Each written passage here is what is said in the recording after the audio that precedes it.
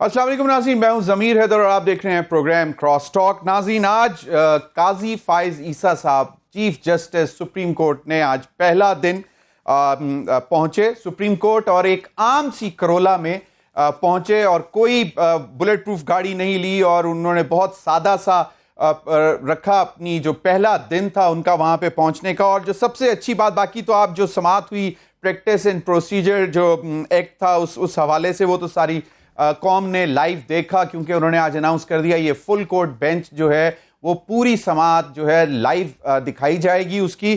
لیکن جو انہوں نے وہاں پہ جب داخل ہوئے سپریم کورٹ میں تو ان کو جب بوکے دیا گیا تو اس کے بعد انہوں نے بہت مختصر سی بات کی، اور انہوں نے کہا کہ ہم لوگوں کی مشکلات حل کرنے کے لیے یہاں پہ بیٹھے ہیں۔ یہاں آپ کو احساس ہونا چاہیے کہ جو بھی لوگ آ رہے ہیں وہ پریشان ہیں، وہ اپنی مشکل کے حل کے لیے آ رہے ہیں، تو ہم سب کو، تمام جو عملہ ہے اس کو صرف ایک چیز کا خیال رکھنا ہے کہ آپ نے جس طرح مہمان کو میزبان ٹریٹ کرتا ہے آپ نے ان کو اس طرح ٹریٹ کرنا ہے، اور یہ بہت بڑی بات ہے۔ اور ہماری دعا ہے کہ اللہ تعالیٰ ہمارے انصاف کے نظام کا جو ہے وہ بول بالا ہو، اور ہماری دعائیں ہیں آنریبل چیف جسٹس قاضی فائز عیسیٰ صاحب کے لیے۔ ناظرین، آج ہم یہ بھی دیکھیں گے کہ کچھ جو 16 مہینے اکٹھے رہے، ساتھ رہے اور ایک دوسرے کو کمپلیمنٹ کرتے رہے، مشکلات میں ساتھ دیتے رہے، اب ان میں جو دو بڑی جماعتیں جو نیشنل پولیٹیکل پارٹیز ہیں، پاکستان پیپلز پارٹی اور پاکستان مسلم لیگ نون، ان میں اب تھوڑی سی جو ہے وہ تلخیاں پیدا ہوتی نظر آ رہی ہیں، اور لوگوں کا خیال ہے کہ شاید جس طرح الیکشنز کے قریب جاتے جائیں گے یہ تلخیاں شاید بڑھتی جائیں گی۔ کچھ لوگوں کا یہ بھی خیال ہے کہ شاید یہ جس طرح پہلے لڑائی تھی اور اس کے بعد پھر دوستی، اور یہ بھی کہا جا رہا ہے کہ شاید کوئی نورا کشتی ہے۔ ناظرین، اس پروگرام کے پہلے حصے میں ہم کچھ سیاسی صورتحال کا جائزہ لیں گے، اور پروگرام کے دوسرے حصے میں ہمارے ساتھ ہوں گے اکانومسٹ، جس پہ ہم ملک کی معاشی صورتحال کا جائزہ لیں گے۔ ہمیں جوائن کیا ہے قمر زمان کائرہ صاحب نے، سینئر رہنما پاکستان پیپلز پارٹی، سابق ایڈوائزر ٹو پرائم منسٹر آن گلگت بلتستان اور کشمیر افیئرز۔ بہت بہت شکریہ قمر زمان کائرہ صاحب آپ کے وقت کا۔ کائرہ صاحب، ایک تو پہلے چلیں، باقی باتیں تو بعد میں ہوں گی، ایک جو بڑی دلچسپ بات ہے کہ بلاول بھٹو صاحب بھی ایک ہی بات کر رہے ہیں اور مریم نواز صاحبہ بھی ایک ہی بات کر رہی ہیں۔ کائرہ صاحب، ایک تو یہ کہ اگر صرف دو پاکستان کی بڑی نیشنل پارٹیز جو ہیں، جو میں مانتا ہوں کہ ان کے علاوہ کوئی اور بڑی نیشنل پارٹی نہیں ہے، پاکستان پیپلز پارٹی جس کی روٹس پورے پاکستان میں ہے، مسلم لیگ نون کا بھی کلیم یہی ہے، تو پھر یہ جو باقی مشروم گروتھ ہو رہی ہے پارٹیز کی، یہ کیا کریں گے اگر مسائل کا حل صرف آپ لوگوں کے پاس ہی ہے؟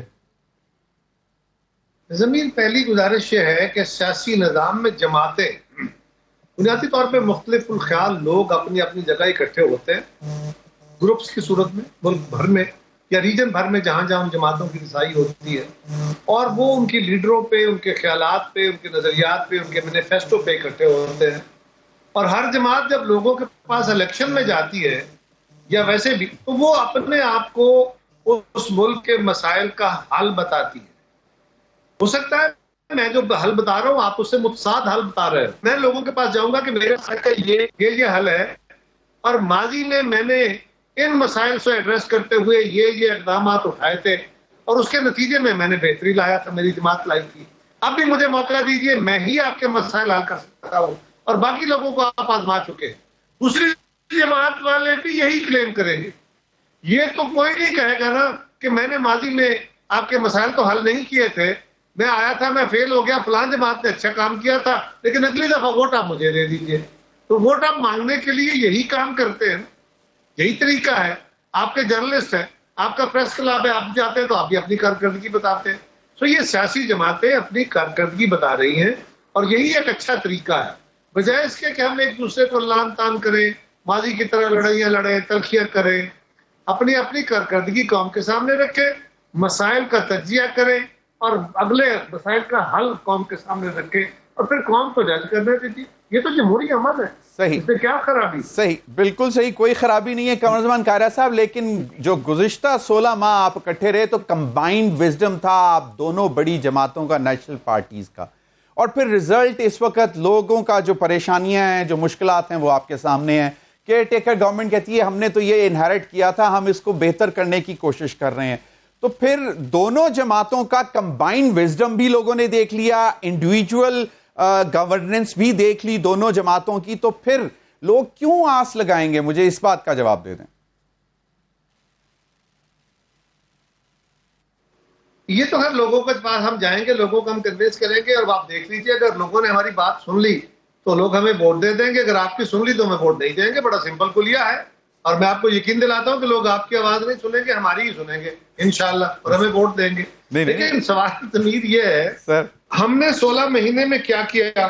ہم جب آئے تھے ضمیر تو ہم آئے تھے اس وعدے کے ساتھ عمران خان کی خرابیاں جو الیکٹورل پروسیس کے لیے انہوں نے کی ہے ان کا خاتمہ کرنے کے بعد ہم الیکشن کی طرف جائیں گے. جب حکومت سنبھالی تو ہم نے قوم کے سامنے رکھا کہ اب ہم یہ نہیں کر سکتے 2 مہینے والا کام، اس لیے کہ تمام طاقتور ممالک اور دوست ممالک پاکستان سے ناراض ہیں. وہ امریکہ ہو، وہ یورپ ہو، یورپین یونین ہو، وہ چائنا ہو، وہ ٹرکی ہو، وہ سعودی عربیہ اور دبئی ہو. یہ جو ہر وقت کے دوست ہیں یہ بھی ہم سے ناراض، عالمی طاقتیں بھی ناراض، عالمی ادارے ہم پہ بین لگانے کو تیار، IMF ناراض، ورلڈ بینک ناراض. پاکستان کا خارجہ محاذ خراب، مالی لحاظ خراب، کے ساتھ لڑائی، عدلیہ کے اوپر چڑھائی، یہ سارا عمل عمران خان نے کیا ہوا تھا. اب اس کو ایڈریس کرنا مقصود تھا. آج میرا سوال آپ سے یہ ہے، ہاں پاکستان میں مہنگائی ہوئی، تیل کی قیمتیں بڑھی، بالکل بڑھی، گیس کی قیمتیں بڑھی، بجلی کی قیمتیں بڑھی، مہنگائی ہوئی، بہت مہنگائی. وہ فیصلے کیے زمین.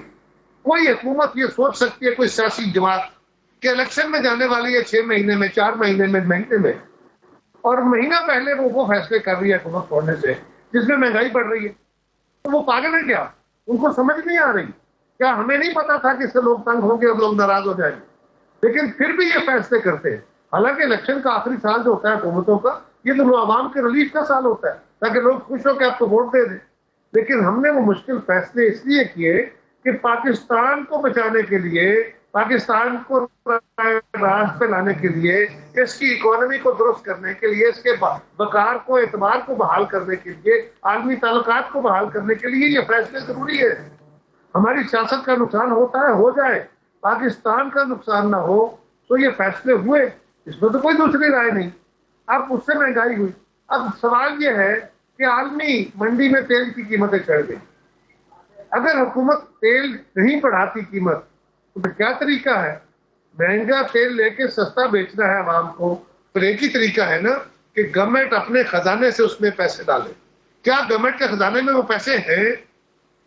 کیا گورنمنٹ کے پاس وہ سپیس ہے؟ کیا ہم قومی بجٹ میں سے کہیں سے کٹوتیاں کر کے یہ کو 100-200 ارب روپیہ نکال سکتے ہیں؟ کیا ہم تنخواہیں بند کریں؟ کیا ہم دنیا کو دینے والا قرضہ اور سود بند کریں؟ کیا ہم ڈیولپمنٹ کا پروگرام بند کریں؟ کیا ہم دفاع کو بند کریں؟ کیا کریں؟ ڈیولپمنٹ بند کریں گے تو کیا تباہی آئے گی؟ آپ کا اندازہ ہے. تو اگر آپ کے پاس سپیس نہیں ہے، یا اور قرض لے یا اور نوٹ چھاپے، تو کیا اس سے اور بہتری ہوگی؟ پھر دوبارہ آپ کے عالمی تعلقات خراب ہوں گے، عالمی اداروں سے تعلق خراب ہوں گے. سو یہ ایک مشکل ترین فیصلے ہیں. لہذا کوئی اور سوال میں جو سمجھتا ہوں کرنا یہ چاہیے کہ آپ کو ہماری حکومت کا بھی تجزیہ کیجئے، اس کیئر ٹیکر کا بھی کیجئے کہ ان کے پاس انہوں نے یہ فیصلے کیے، اس کے نتیجے میں عوام کے اندر مہنگائی بڑھی ہے، تیل، گیس، بجلی کی قیمتیں بڑھی ہیں، لوگ بڑے تنگ ہوئے ہیں. یس، ان کے پاس یہ ایک راستہ تھا. یہ فیصلے اس طرح کے کرتے تو پاکستان کا نہ قرضہ بڑھتا، نہ تیل مہنگا ہوتا، بجلی مہنگی ہوتی، اور پاکستان کے پیسے بھی خوب ہوتے اور عوام خوشحال ہو جاتے. اور یہ فیصلے انہوں نے نہیں کیے، لہذا یہ نالائق ہے. اور اگر کوئی آپشن ہی نہیں ہے صحیح تو کیا کریں؟ صحیح، بالکل صحیح فرمایا قائرہ صاحب. تو چلیں مجھے پھر آپ بتا دیں کہ اس کیئر ٹیکر سیٹ اپ کے پاس کیا آپشنز تھیں جو وہ کچھ کر سکتے تھے. وہ جب کہتے ہیں کہ یہ ہم نے سب کچھ انہیرٹ کیا تھا اور ہم بہت مشکل حالات میں اس وقت ملک کو چلا رہے ہیں، تو پھر وہ تو ٹیکنیکلی آپ کے اوپر ڈال رہے ہیں، آپ پچھلی جو پی ٹی آئی کی حکومت تھی اس کے اوپر ڈال رہے ہیں. ابھی چلیں مجھے بتا دیں کہ ان کے پاس ابھی کیا آپشنز تھیں جو یہ بہتر کر سکتے تھے، کیونکہ کل جب آپ الیکشننگ کے لیے جائیں گے تو آپ ان کیئر ٹیکر سیٹ اپ کے اوپر سوالات اٹھائیں گے کہ ہم شاید اتنا بوجھ نہیں ڈال کے گئے تھے آپ کے اوپر جب آپ عوام سے بات کریں گے، لیکن انہوں نے زیادہ بوجھ ڈال دیا، تو وہ کون سی بات ہوگی جو انہوں نے غلط کر دی ابھی؟ ضمیر حیدر، آپ نے میرے کسی پروگرام میں اس گورنمنٹ پہ کرٹیسزم نہیں سنا ہوگا. میں تو سمجھ رہا ہوں، میں تو آپ کے پروگرام میں بیٹھا کہہ رہا ہوں، اس پروگرام میں کہہ رہا ہوں، ابھی لائیو کہہ رہا ہوں کہ اس گورنمنٹ کے پاس تو کوئی ایسی سپیس نہیں ہے کہ یہ اپنے پاس سے قومی خزانے میں سے پیسہ نکال کے ادھر لگا سکے. نہیں ہے، یہ مجبور ہے، یہ عالمی تعلقات کے حوالے سے مجبور ہیں، یہ عالمی معاہدوں کے حوالے سے مجبور ہیں، یہ عالمی منڈی میں بڑھنے والی قیمتوں کے ہاتھوں مجبور ہے. ان کے پاس آپشن نہیں ہے. تو یہ کسی ایک سال میں تو اکانومی نہیں گر جاتی نا، اور آپ کی اکانومی کے پاس اندر اتنی سپیس نہیں ہو. عالمی طاقتیں جو ہے، آپ یورپ کی اکانومی دیکھ لیں، یورپ کے اندر تیل، گیس، بجلی مہنگی، کھانے پینے کی چیزیں مہنگی، وہاں پہ بھی اسی طرح کی صورتحال نہیں ہے. صحیح. وہاں کی حکومتیں تو بڑی امیر ہیں، وہ تو وہاں پہ پش ان کر سکتی ہیں، وہ تو پول ان کر کے لوگوں کو سستی چیز وہ بھی نہیں دے پا رہے. اس لیے کہ یہ ایک عالمی وبا بنی ہے، اور اس میں ہاں مطالبے کی حد تک، تجزیے کی حد تک، الزام کی حد تک تو درست ہے، لیکن کیا کوئی آپشن ہے جو استعمال کر کے آپ اس سے بچ سکتے ہیں؟ میری نظر میں تو نہیں ہے. ہو سکتا ہے آپ کی نظر میں ہو. صحیح. نہیں سر، یہ تو ہم کسی ماہر معاشیات سے ہی پوچھ سکتے ہیں. چلیں تھوڑا سا اس طرف چلتے ہیں. بلاول بھٹو زرداری صاحب سے لیول پلینگ فیلڈ کے حوالے سے بات ہوئی، اور وہ ان کا خیال تھا کہ انہوں نے یہ ٹاسک جو ہے وہ چیئرمین جو کو چیئرمین آصف علی، سابق صدر آصف علی زرداری صاحب کو یہ ٹاسک دیا ہے کہ لیول پلینگ فیلڈ ابھی بھی کیوں ایسا فیل ہو رہا ہے کہ لیول پلینگ فیلڈ نہیں ہے؟ یہ جو آپریشنز شروع ہو رہے ہیں، جس طرح کی کیئر ٹیکر سیٹ اپ نے سندھ گورنمنٹ نے جو ڈیسیژنز لیے ہیں، کچھ تحفظات آپ کے ہیں، اس وجہ سے کہا جا رہا ہے، یا یہ اکراس دا بورڈ سب کے لیے برابر ہے؟ دیکھیے، ہمارے کیئر ٹیکر گورنمنٹ کے بارے میں اور کیئر ٹیکر گورنمنٹ سے، الیکشن کمیشن سے، جماعتوں سے ہمارے کو گلے شکوے ہیں جو ہم نے اس کا اظہار کیا گیا، اور میجورٹی ہم نے سی سی میں ڈیبیٹ کیا، اور اسی کے نتیجے میں یہ فیصلہ ہوا کہ آصف زرداری صاحب کو یہ اختیار دیا جائے، وہ ایک دفعہ چیزوں کو ٹھیک کرنے کے لیے متعلقہ افراد سے یا جو بھی لوگ ہیں کنسرن، ان سے بات کریں، اور اس کے بعد ہم دیکھیں گے کہ ہم نے کیا کرنا ہے. اب جب تک اس میٹنگز کا یا جو اختیار ملا ہے اس کا استعمال کرتے ہوئے وہ میٹنگیں نہیں کرتے، میرا کوئی مناسب نہیں ہے کہ میں اس پہ کمنٹ کروں. چلیں، وہ تو جب ہوگا تو پھر آئے گا، لیکن ابھی تک آپ کو ایسا احساس یا فیل کیوں ہوا کہ شاید پیپلز پارٹی کو لیول پلینگ فیلڈ نہیں دی جا رہی؟ وہی تو میں گزارش کر رہا ہوں کہ یہ ڈیبیٹ بند کر. سر نہیں میں بتا جی، ریزنز وہاں بیان کرنے کے بعد ریزنز بند کر دیے گئے، اس لیے کہ اب ہم نے اپنے لیڈر کو اختیار دیا ہے کہ ہمارے یہ تحفظات ہیں، آپ ان کو ایڈریس کرائیں. اگر میں یہاں بیٹھ کے پھر بیان کرنے شروع کر دوں گا تو پھر تو کھل گئی نا بات. فیر انف. سر اب چلتے ہیں ذرا تھوڑا سا جو آپ کی پی ایم ایل این کچھ دنوں میں چلی، وہ ایک حنیف عباسی صاحب کی بھی سٹیٹمنٹ آئی، اس کے بعد آپ لوگوں کی طرف سے بھی جواب آیا، وہ جواب شکوہ بھی چلتا رہا. خواجہ سعد رفیق صاحب کی میں دیکھ رہا تھا ایک کچھ دنوں پرانی 3 دن پرانی ٹویٹ کہ سندھ میں M Q M, P M L N, J U I اور دیگر مل کر اچھا الیکشن لڑ سکتے ہیں، یہی صورت رہی تو الیکشن اپنا تب تک کے لیے tata bye bye see you soon. مطلب وہ کہہ رہے ہیں کہ شاید، اور پھر جے یو آئی اور ایم کیو ایم سندھ میں مل کر الیکشن لڑنے کی بھی باتیں کر رہے ہیں.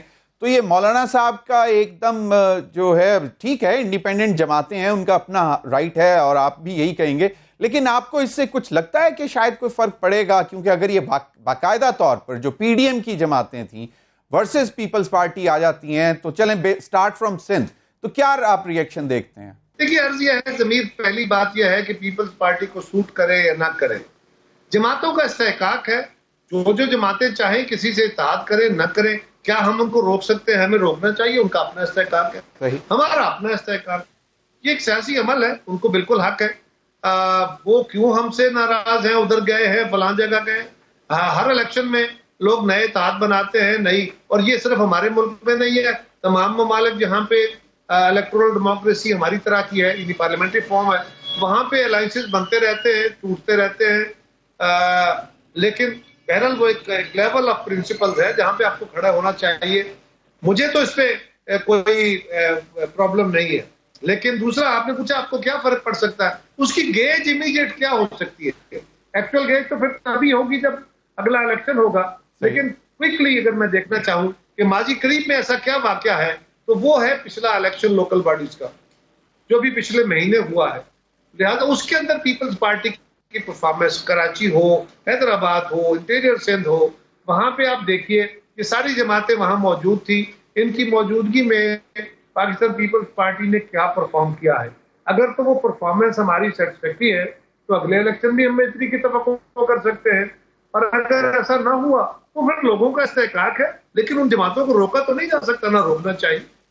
صحیح. ویسے میں دوبارہ اس طرف جاؤں گا, لیکن میرا خیال ہے کہ آپ اس سوال کا جواب تو دے چکے ہیں. You have rightly address that issue. زمین میں چھوٹا سا میں ایک اور بات کر دیتا ہوں. سر ایک بات یاد رکھیے, میں چاہوں کسی جماعت سے مذاکرات کرنا ہے, میں کسی سے سمجھوتا کرنا چاہوں, تو مجھے کوئی روکے تو مجھے اچھا لگے گا کیا؟ کیا کسی جماعت کو مجھے روکنے کا استحقاق حاصل ہے؟ اس کو اچھا لگے برا لگے, میں نے اپنا مفاد دیکھنا ہے. میں اگر کسی خود اس بات کو برا سمجھتا ہوں تو میں کسی دوسرے کے بارے میں کیا رائے دوں, اس کا بھی حق ہے. بالکل صحیح ہے. لیکن مجھے لگتا ہے کہ یہ شاید یہ جو جماعتیں شیئر ہو رہی ہیں اور سندھ کی حد تک چیلنج کرنے جا رہی ہیں, اس کے پیچھے کوئی شاید بیک گراؤنڈ ہے جس پہ آپ نے لیول پلینگ فیلڈ بھی آ جاتی ہے, پھر پیپلز پارٹی. لیکن شاید پہ تو بات نہیں ہو سکتی. صحیح, شاید پہ تو بات نہیں ہو سکتی. نہیں بالکل میں تبھی میں اس طرف نہیں جانا چاہ رہا. لیکن اب چلیں ایک سیاسی بصیرت قمر زمان قاہرہ کی ہم جاننا چاہیں گے کہ پیپلز پارٹی لائکلی کسی کے ساتھ جو ہے الیکٹرل الائنس میں جا سکتی ہے, یا کس کے ساتھ جائے گی؟ دیکھیے یہ ایک ایسا سوال ہے جس کے بارے میں ابھی میں ہاں نہ نہیں کہہ سکتا. کس کے ساتھ جائے گی یا جائے گی اور نہیں جائے گی, یہ تو جماعت کی قیادت فیصلہ کرتی ہے. زرداری صاحب کی جو اختیار ان کو دیا گیا ہے جماعت کی طرف سے, جب وہ اگلے دنوں میں اس کا کوئی جماعت کو واپس کوئی جواب دیتے ہیں اور پھر پالیسی میٹنگ ہوتی ہے تو اس پہ فیصلہ ہوگا. میں اپنی آزادانہ رائے یہاں نہیں دے سکتا, میں اپنی جماعت کے اندر بیٹھ کے رائے دوں. ویسے کہا یہ جاتا ہے کہ آپ جہاں سے ٹریڈیشنلی الیکشن لڑتے ہیں وہاں پہ پاکستان مسلم لیگ نون آپ کے مخالف شاید کینڈیڈیٹ نہیں کھڑے گی, ڈری ہوئی ہے, یا اس میں بھی کوئی وہ الائنس ہے؟ نہیں, ایسا کچھ نہیں ہے. میرے خلاف جو صاحب یہاں پہ مسلم لیگ کے کینڈیڈیٹ ہیں, یہاں پہ مسلم لیگ کا اپنا بڑا ان کے بڑے فالوورز ہیں, بڑا اچھا ان کا ایک ماحول ہے, تو میں کسی کو انڈرمائن کرنے کی بات بالکل نہیں کرتا. میرا اپنا استحقاق ہے, میں بھی اپنے عوام کے پاس, اپنے حلقے کے لوگوں, اپنے بھائیوں بہنوں کے پاس جاؤں گا کہ میرا کردار سامنے ہے, میری خدمات آپ کے سامنے. اگر میرے حلقے کے لوگوں نے مجھے ووٹ دیے بسم اللہ, یا کسی اور کو دیے تو ان کا حق ہے. بالکل وہ بھی فابہہ. بالکل صحیح قاہرہ صاحب, کیونکہ جو پرائم منسٹر سابق وزیر اعظم میاں شہباز شریف صاحب کی آخری تقریر تھی, اس میں انہوں نے نوید قمر صاحب کی تعریف کی, اور انہوں نے بلاول صاحب کو کہا کہ یہ آپ ہمیں دے دیں, اور یقیناً تعریفیں انہوں نے بلاول بھٹو صاحب کی بھی کی کہ جی مطلب جو خارجہ فرنٹ پہ جس طرح انہوں نے بہتری کام کی, شکر ہے انہوں نے بلاول صاحب کو ہی نہیں مانگ لیا, زرداری صاحب کہ جی یہ ہمیں دے دیں. لیکن آپ کے متعلق اگر برا نہ بنائیں تو ایک بہت بڑے اینکر ہیں جن سے میں ڈرتا بھی بہت ہوں, بہت بڑے چینل پہ بیٹھتے ہیں, ایک نجی ٹی وی کے پروگرام میں انہوں نے کہا کہ فیصل کریم کنڈی کے حوالے سے انہوں نے کہا تھا کہ سی سی آئی کے اجلاس میں ہمارے پیپلز پارٹی کے تو تھے سی ایم تھے مراد علی شاہ اور نوید قمر تھے, قمر زمان قاہرہ صاحب پتہ نہیں کس کی نمائندگی کر رہے تھے. Was it on a lighter note, یا یہ دیر از سم تھنگ ان اٹ؟ ضمیر آپ کو یہ سوال نہیں کرنا چاہیے تھا, اس لیے کہ سوال کی وضاحت بہت ہو چکی, کنڈی صاحب نے بھی کر دی, میں نے بھی. اچھا چلیں ہم اس کو ڈراپ کر دیتے ہیں. میں نے بلاک نہ کریں, آپ کریں. حامد میر صاحب کے پروگرام میں بھی میں نے اس کی وضاحت کی.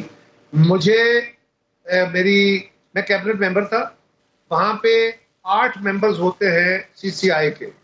ان 8 میں 4 چیف منسٹرز ہیں, 3 وفاقی وزراء ہوتے ہیں اس کے ریگولر اپوائنٹڈ ممبر, اور 8واں ممبر اس کے جو چیئرمین بھی ہوتے ہیں وہ وزیر اعظم پاکستان ہیں. اس کے علاوہ اس میٹنگ کے اندر مجھے بھی بلایا گیا اسپیشل انوائٹی کے طور پہ پرائم منسٹر کی طرف سے.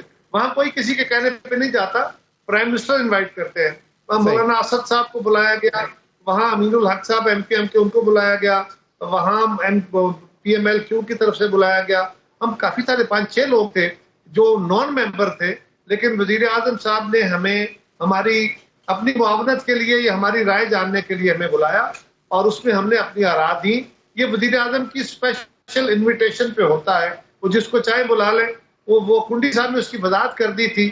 بالکل آف کورس بالکل آئی ایگری کائرہ صاحب کہ یہ پرائم منسٹر کا پریروگیٹو ہے، اور دوسرا آپ کی پریزنس، کیونکہ جی بی اور آزاد کشمیر بھی آپ کی وزارت کے تھی، تو اس کی سی سی آئی میں پریزنس ہونا یقیناً ایک امپورٹنٹ بات ہے، اور میں اس بات کو مانتا ہوں. لاسٹ کوشچن، یہ جو اس وقت ایک ہم دیکھ رہے ہیں کہ ملک کی معاشی صورتحال بہتر کرنے کے لیے ایک اکراس دا بورڈ اکاؤنٹیبلٹی ہے، جن کے پاس مطلب ناجائز پیسہ جنہوں نے جمع کیا ہوا ہے ان کو ان کے پیچھے جایا جا رہا ہے، اور لاکرز توڑے جا رہے ہیں، لاکرز پکڑے جا رہے ہیں.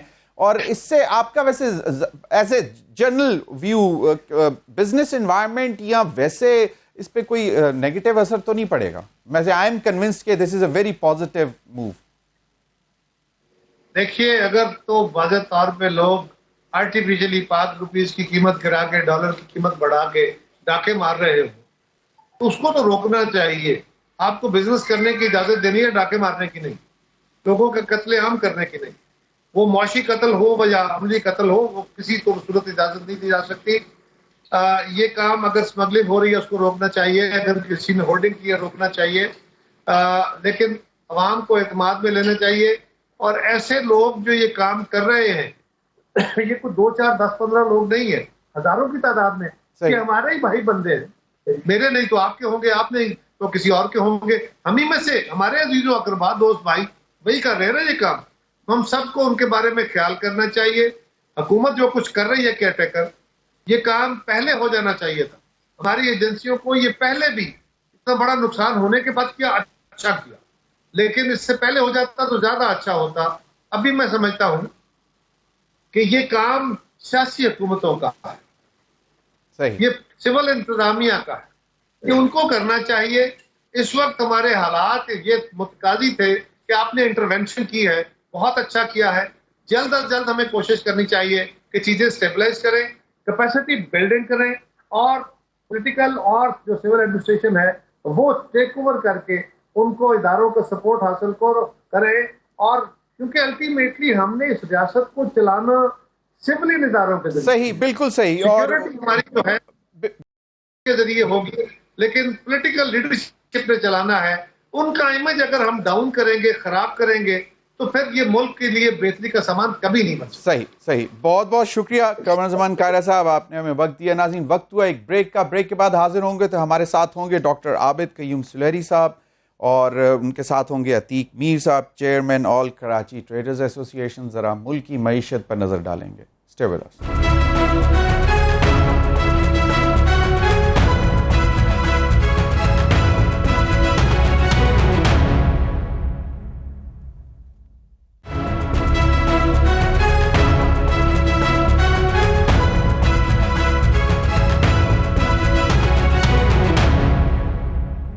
ویلکم بیک ناظرین ہمیں جوائن کیا ہے ڈاکٹر عابد قیوم سلیری صاحب، ایگزیکٹو ڈائریکٹر ہیں سسٹینیبل ڈیولپمنٹ پالیسی انسٹیٹیوٹ، اور ہمارے ساتھ ہیں عتیق میر صاحب، چیئرمین آل کراچی تاجر اتحاد. بہت بہت شکریہ آپ دونوں حضرات کا.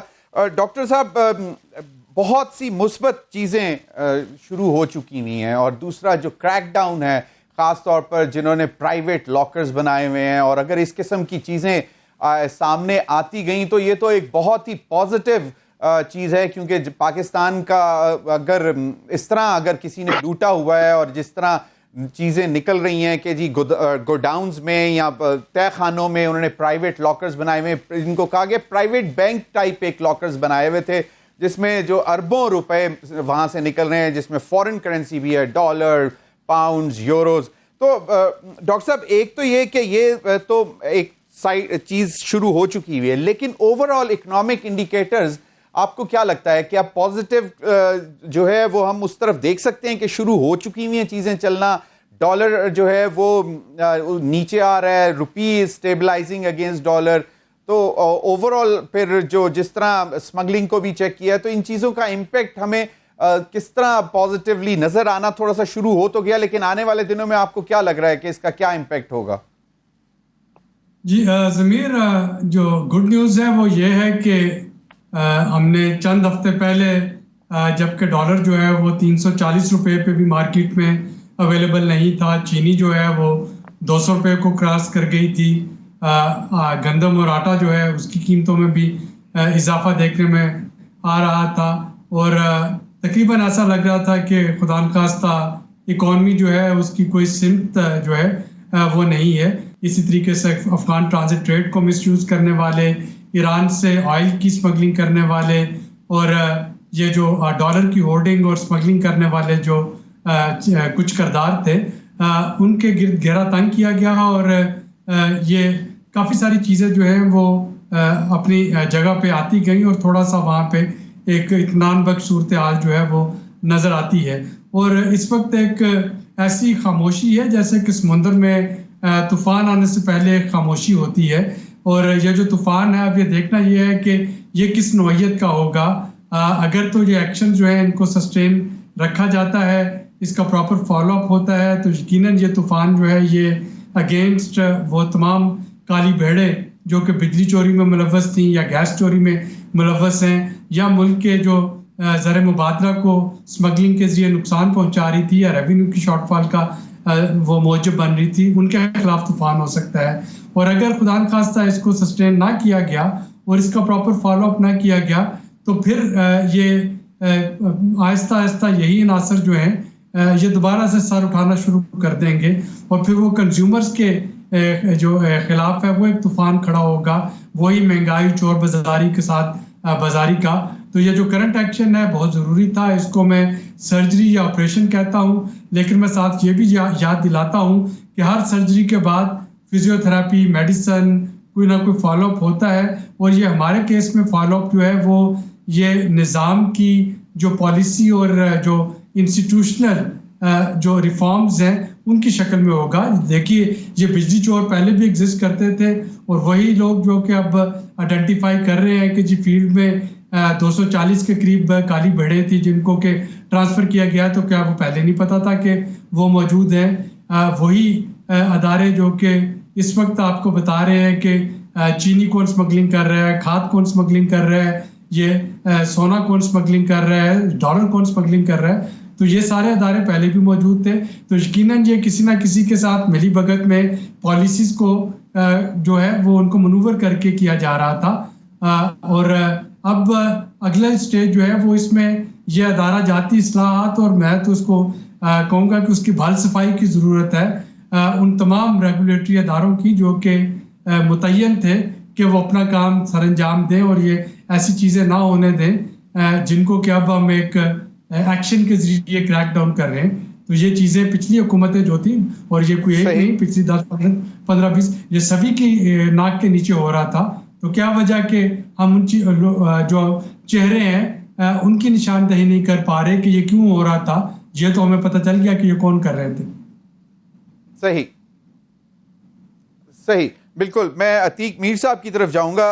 عتیق میر صاحب، آپ کراچی روشنیوں کا شہر، سب سے بڑا بزنس ہب ہمارا، اور پورے ملک سے لوگوں کو جو ہے وہ ویلکم کرتا ہے، چاہے وہ مزدور ہو، چاہے وہ کاروباری ہو، چاہے جو بھی ہو۔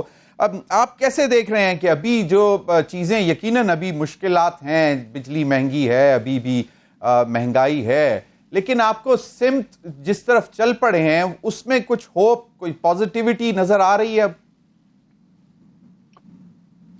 اس میں کوئی شک نہیں ہے کہ چاروں طرف گھپ اندھیرے تھے، مایوسیاں گھیرے ہوئے تھی تاجروں کو، شہریوں کو۔ اس میں یہ ایک روشنی کی کرن نظر آئی ہے آرمی چیف کے اقدامات کے بعد۔ جس طرح یہ مافیا چاروں شانے ہمیں انہوں نے گرا دیا، اور یہ قابض ہو گیا پورے سسٹم کے اوپر۔ آپ دیکھیں چینی، آٹا، ڈالرز، اس کے بعد یہ بجلی چوری، چاروں طرف ایسا لگتا تھا کہ بہت سارا ایک مافیا کا ایک بہت بڑا لشکر ہم اس ملک کی وسائل پہ حملہ۔ تو یہ اس کے بڑے اچھے نتائج ہیں۔ آپ دیکھیں ڈالر جس تیزی کے ساتھ اوپر جا رہا تھا، اسی تیزی کے ساتھ پیچھے آ رہا ہے. اس سے چینی کی جو پرواز کو بھی رکاوٹ آ گئی. اس طرح میں چاہتا ہوں کہ آٹا ملوں پر بھی اور جو خاص طور پہ یہ گندم کی سپلائی ہے اس کو بھی دیکھا جائے تاکہ لوگوں کو کم از کم فی الفور روٹی تو میسر آئے.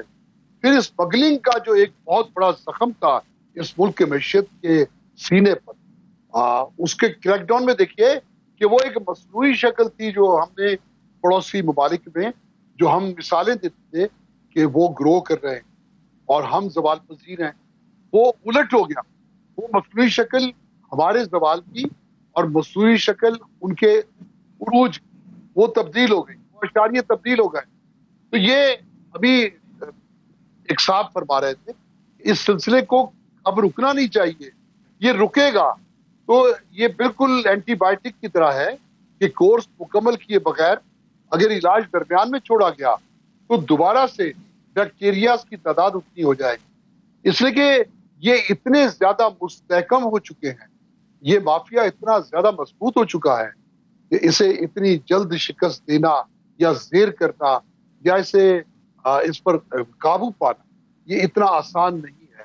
لہٰذا میں یہی کہوں گا کہ آرمی چیف کا یہ مستحسن اقدام ہے اور وہ مزید بہتر نتائج دے سکتا ہے کہ اس میں اب رکاوٹ نہیں ہونی چاہیے بلکہ اس میں تیزی لائیں, تیزی لائیں. اور اس کو بالکل جس طرح آپ نے کہا عتیق میر صاحب بالکل صحیح فرمایا کہ جی لاجیکل اینڈ تک پہنچانا ضروری ہے اور اینٹی بائیوٹک کا کورس کرنا بہت ضروری ہے. ایک مختصر سی بریک لیں گے, بریک کے بعد ناظرین پھر حاضر ہوتے ہیں ہمارے ساتھ.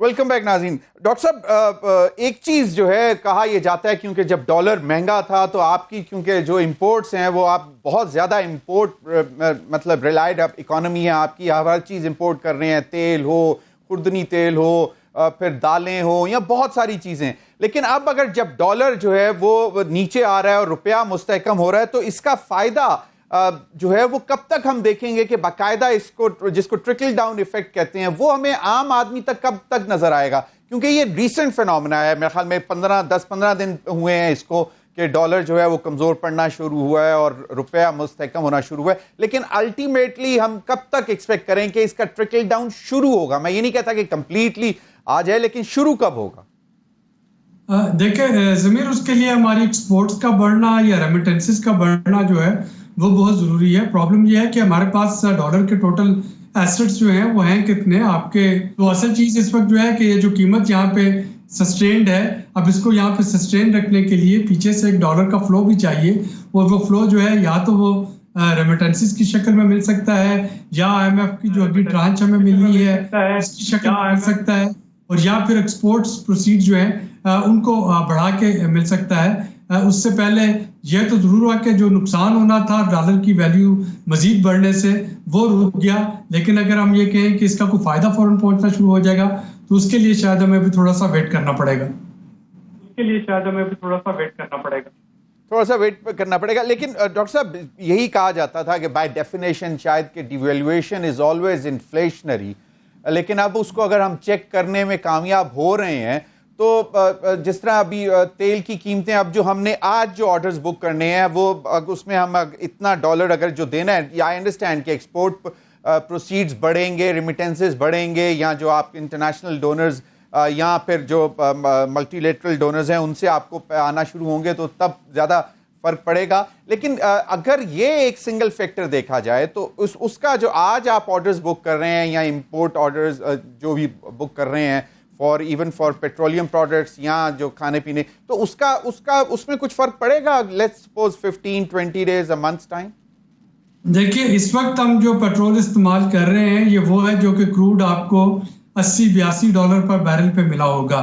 اگر ہم آج آرڈر وہ پلیس کرتے ہیں تو انٹرنیشنل مارکیٹ میں بدقسمتی سے اس وقت آئل کی قیمتیں جو ہیں وہ بڑھ کے $93 پر بیرل کو ایکسیڈ کر گئی ہیں, اور یہ کہا جا رہا ہے کہ وہ $100 تک ٹچ کر جائیں گی اگر سعودی عربیہ اور رشیا نے اپنی سپلائیز جو ہیں وہ बेहतर ना बनाई। तो इसका मतलब ये है कि वो अगेन जो मैं दोबारा दोहराता हूँ कि वो जो में नुकसान होना था रुपए की कदर खोने का, उसको तो हमने ब्रेक लगा ली, लेकिन अब जो आलमी मंडी में अगर तेल की कीमतें बढ़ी हैं तो जाहिर है कि अब आपको तेल वो महंगा मिल रहा होगा, और यही वजह है कि आने वाले 15-20 दिन के बाद शायद आप एक दफ़ा फिर से थोड़ी सी जो इनकी कीमतों में इजाफा होता हुआ देखें, पेट्रोल डीजल, और इसी तरीके से बिजली के जो बिल आएंगे जिसमें कि अगस्त का जो फ्यूल जो कैपेसिटी चार्जेस जो है जो कि एडजस्ट किए जाएंगे, वो वहाँ पे आप देखेंगे कि दोबारा फ्यूल कास्ट एडजस्टमेंट में थोड़े से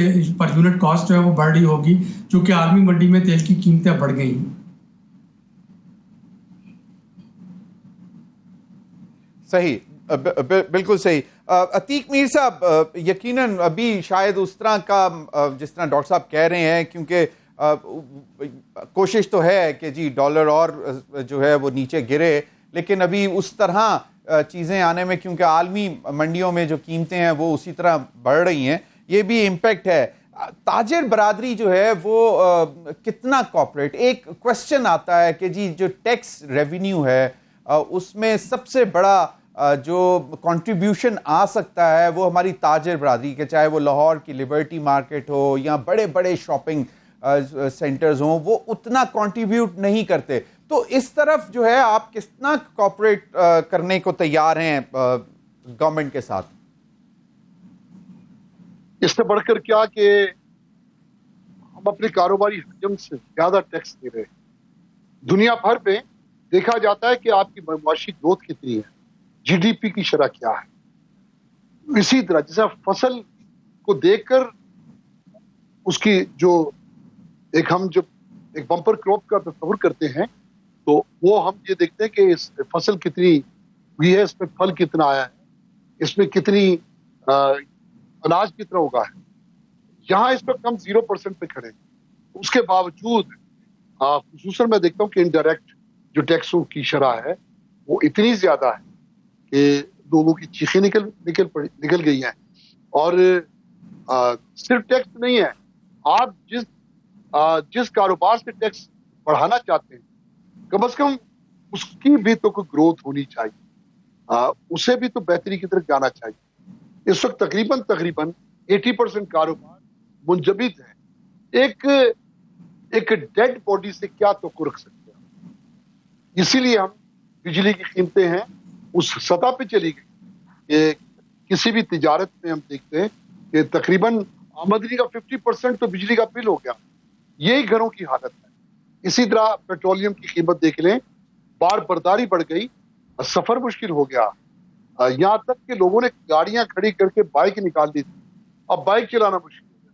तो टैक्स तो आमदनी में से होता है। जब आपका कारोबार फल फूल रहा होता है तो फिर हमें टैक्सों में इजाफा इतना खलता भी नहीं है, इतना महसूस भी नहीं होता। लेकिन एक टूटी हुई कमर पे आप एक हल्का सा पत्थर भी रख दें तो उसकी टीसें निकलना शुरू हो जाती। इसलिए इस वक्त तिजारत को बहाली की जरूरत है, कारोबार को बेहतरी की जानिब गामजद करने की जरूरत है, फैक्ट्रीज को चलाने की जरूरत है। तो ऐसी सूरत में टैक्स फिर भी लोग दे रहे हैं। बिजली का बिल देखें, टैक्स ही है। बिजली का बिल क्या है? वो तो टैक्सों का मुसवदा है। इसी तरीके पेट्रोलियम में क्या लेवी क्या बनाना, कितना टैक्स लेते हैं आप? तो ये टैक्स दे तो रहे हैं आप। अब आप ये बताइए उसके इवज में हमें सहारा तो सही, हमें बिल्कुल सही। आपने बड़े वैलिड रीजंस उठाई हैं। मैं जरा आबिद करीम सुलैरी साहब, अभी जो अतीक साहब ने बात की इसको भी जरा एड्रेस कर दें कि ऑलरेडी एक बहुत ही फ्रेजाइल बिजनेस एनवायरनमेंट में आप कितना मजीद डाल सकते हैं, और वो कह रहे हैं हम तो 100% कंट्रीब्यूट कर रहे हैं टैक्सेस की शक्ल में। अब दो चीजें, एक प्राइवेटाइजेशन भी है, उस पर भी जरा बता दें कि वो एक तो शुरू तो हो गया है काम उस पर, और अभी मैं देख रहा था फाइनेंशियल एडवाइजर्स भी अपॉइंट करने के लिए बातें चल रही हैं कि ट्रांजैक्शंस के लिए। और दूसरा, एग्रीकल्चर इज वेरी की for like export oriented industry, कि जहां पे आप अगर एक्सपोर्ट्स के लिए कपास है और बाकी चीजें भी हैं, तो इसमें जो एक इनिशिएटिव तो है, ग्रीन रेवोल्यूशन की भी बात हो रही है, इसको जरा एड्रेस कर दें इन दोनों चीजों को। देखिए ज़मीर, एग्रीकल्चर हमारा लो हैंगिंग फ्रूट है और मेरा ख्याल है कि इस वक्त अगर हम ये फूड सिक्योरिटी और फूड इन्फ्लेशन पे काबू पाना चाह रहे हैं तो हमें हर तरह से अपनी जो यील्ड है वो बढ़ाना होगी। अब वो यील्ड बढ़ाने के लिए जैसे किसी ज़माने में ग्रीन रेवोल्यूशन लाई गई थी, गो कि उसमें जो फर्टिलाइजर और पेस्टिसाइड वाले कंपोनेंट्स हैं वो बहुत ज़्यादा माहौल दोस्त नहीं थे, उसी तरीके की अब एक रेवोल्यूशन लाने की ज़रूरत है जो कि क्लाइमेट स्मार्ट एग्रीकल्चर हो, प्रिसीजन एग्रीकल्चर हो, जिसमें कि ये जो बदलती हुई रुतें और जो एक्सट्रीम वेदर है उसका सामना करने के काबिल हो सके हमारी फसलें जदीद टेक्नोलॉजी के इस्तेमाल से, एग्रीवर्स क्लाउड की मदद से, ड्रोन्स के इस्तेमाल से जो कि ज़मीन को तय तक जाके आपको बता सकें कि कितनी ज़रखेज़ी है, किस खाद की ज़रूरत है, कब आपाशी की ज़रूरत है, और जो कि पूरी फसल का जायज़ा लेके बता सकें कि किस तरह की पेस्टिसाइड या हर्बिसाइड कब स्प्रे करनी है वगैरह वगैरह। तो उसके लिए जो है एक तो SIFC के लेवल पे भी काम जो है वो शुरू हुआ है और उसमें जो इम्पोर्टेंट चीज़ है कि वो थरपारकर और चूलिस्तान इनको आबाद करने के उसमें मेजर टारगेट है, और ये वो ज़मीनें हैं जो कि बंजर पड़ी हैं और अगर ये आबाद हो जाती हैं तो यकीनन ये एक गेम चेंजर होगा। और दूसरा जो आपने एस्पेक्ट बताया प्राइवेटाइजेशन का, प्राइवेटाइजेशन देखें कि रातों रात नहीं हो जाएगी। फाइनेंशियल एडवाइजर्स हैं वो अभी इसकी प्रॉज एंड कॉन्स और पूरा इसका फिजिबिलिटी सोल्यूशन जो है प्लान वो बना रहे होंगे। मैं नहीं समझता कि अगर डिलेड इलेक्शन की सूरत में भी शायद केयर टेकर गवर्नमेंट जो है वो कोई एक डील भी मुकम्मल कर सके, लेकिन ये एक step in the right direction है। प्राइवेटाइजेशन और इन जो नुकसान वाले इदारों को हम एक इन पे पॉलिटिक्स करते रहे शौकत अजीज के ज़माने से। कभी अदालतों ने इसको फुटबॉल बनाए रखा स्टे दे के, और कभी सियासी जमातें जो हैं जब वो अपोजिशन में आती हैं इसकी मुखालफत करती हैं, हुकूमत में जाके इसको करना शुरू करती हैं। तो अगर इस पे एक वाक़तन ट्रांसपेरेंट ऑब्जेक्टिव काम शुरू हो जाए तो कम से कम हमारे ख़जाने में जो ये ब्लैक होल है ये आपको कम होता नज़र आ रहा होगा। एग्जैक्टली बिल्कुल जो ड्रेन कर रही हैं हमारी बिल्कुल जो हैं वो जो ऐसी एंटरप्राइजेज जो नुकसान उठा रही हैं, अगर उनको बेच दिया जाए तो बहुत बेहतरी आ सकती है। नाज़रीन, अब तक के लिए इतना ही, इजाज़त दीजिए, अल्लाह हाफ़िज़।